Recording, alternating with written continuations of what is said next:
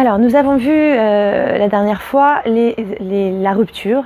Nous allons maintenant aborder la deuxième étape. Donc, la première étape était le choc, la dévastation. Maintenant, la deuxième étape, c'est le sevrage. L'étape du sevrage est aussi une étape évidemment déterminante et elle ressemble en tout point à une désintoxication en fait, comme une drogue où on doit faire un travail de désintoxication, tout simplement.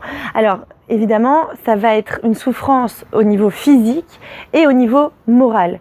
On n'a pas les mêmes habitudes, on va devoir se réhabituer différemment et on va avoir beaucoup de mal, évidemment.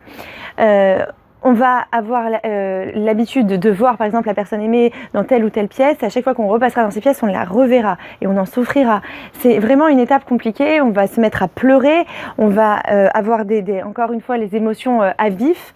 On va ressentir tout ça très fort. On va être très sensible. On va être très sensible aussi aux paroles que notre entourage nous adressera. Et évidemment beaucoup de souffrance. D'accord. Mais c'est normal. Sachez que c'est normal et que c'est une étape nécessaire pour avancer.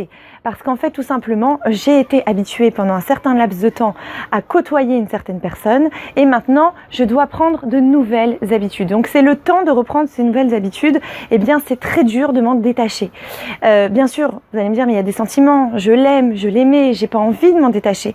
Oui, mais il y a des situations où on sent qu'on n'a pas le choix, que c'était pour X raisons, on a préféré se séparer ou il a préféré partir. De toute façon, si il est parti et qu'il ne compte pas revenir, évidemment, eh bien, il va falloir que j'accepte.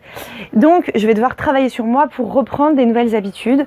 Il est important aussi de savoir que cette personne, si elle a choisi de partir, c'est peut-être pas c'est à ce moment-là que j'aurais envie d'aller la rechercher, d'aller la reconquérir, d'aller reparler, parce qu'en réalité, je suis dans la phase où j'essaye petit à petit de reprendre des repères. Une étape où vous êtes en fait en manque de sécurité, où tous vos repères ont sauté finalement. Donc vous êtes obligé en fait de vous reconstruire et c'est une étape évidemment où la douleur vous habite constamment.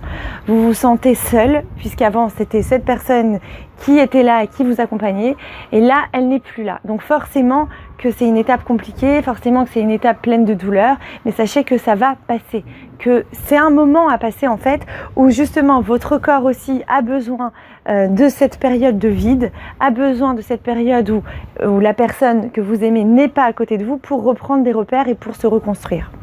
Et puis souvent dans cette étape, vous êtes habité par l'espoir qu'il va revenir, que ça va pas s'arrêter comme ça, qu'il y a encore de l'espoir. Pourquoi ? Parce que la souffrance est tellement grande en fait que vous avez besoin de vous accrocher à il va revenir pour pouvoir surmonter. Donc il y a des gros moments aussi de désespoir et des moments où vous allez vous dire non, je suis capable. Et puis quelques minutes plus tard, non, je ne suis pas capable. C'est-à-dire que c'est en vous, tout est son inverse. Vous êtes dans un ascenseur émotionnel. Voilà, c'est ce qui caractérise cette période de sevrage. Et les outils qui pourront vous aider à ce moment-là, c'est justement de changer vos habitudes, sortir, voir des personnes qui sont empathiques, qui sont juste prêts à vous écouter. Parce que vous avez beaucoup besoin, de toute façon, durant toute cette période, d'évacuer. Et vous aurez besoin aussi de changer un peu de mode de vie, de repère à ce moment-là, pour ne pas retomber dans les mêmes habitudes. Parce que si vous vivez exactement la même vie que lorsque la personne aimée était à vos côtés, mais seule, vous allez ressentir évidemment un grand vide, un grand manque. Mais si par contre, vous changez un petit peu l'ordre des choses, eh bien vous ressentirez un peu moins le vide.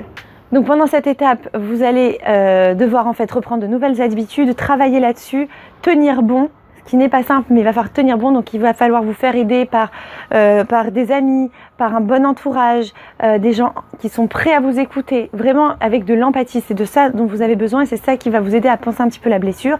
Et votre défi en fait là, c'est d'accepter son départ à la personne aimée, c'est de travailler sur l'acceptation. Voilà, donc là, nous avons vu la dernière fois le choc, la dévastation. Deuxième étape, le sevrage. La troisième étape, l'intériorisation. Pour la prochaine vidéo. À bientôt.